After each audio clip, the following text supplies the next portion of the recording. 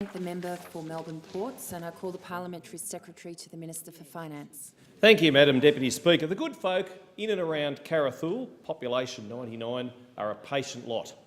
They live in a shire which has a local government gross regional product per head of population which is the 4th highest in New South Wales and the 21st largest in Australia. That's according to the Mayor, Councillor Peter Laird, who is unashamedly parochial. Yet, despite the value that Carrathul brings the nation, and they grow just about everything at Carrathul, the people there have had to contend with an inadequate, outdated bridge spanning the Murrumbidgee River for far too long. They've lobbied for 30 years to have something done about it, to no avail. But finally, the Carrathul Bridge is being circumvented. You could say Truss has replaced the Truss. That is because the Deputy Prime Minister and Minister for Infrastructure and Regional Development, the member for Wide Bay, the Nationals leader Warren Truss, has found a bucket of money to construct a new bridge. That funding, $7.5 million in fact, will be matched dollar for dollar by his highly effective counterpart in the Baird, Grant, New South Wales Liberal Nationals government, the hard-working Roads Minister Duncan Gay.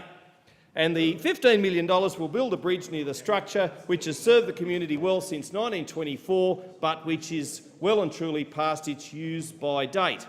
Notwithstanding the support it has provided over many years and an enduring legacy, the old wooden structure, an Allen-type truss road bridge, has had its day. Named after Percy Allen, 1861 to 1930, the designer of these truss and other bridges and a senior engineer in the New South Wales Public Works Department, the Carrathul Bridge is supported on cylindrical iron piers. The bascule-type lift-span bridge was designed to allow rivercraft to pass, not that this feature has been used for many, many years.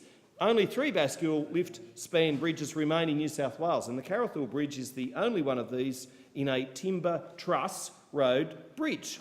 Because of its uniqueness, its age, some might even say its beauty, the Carrathul Bridge is considered to be of high heritage value and was therefore placed on the register of the National Trust of Australia and the New South Wales State Heritage Register. But this presented problems.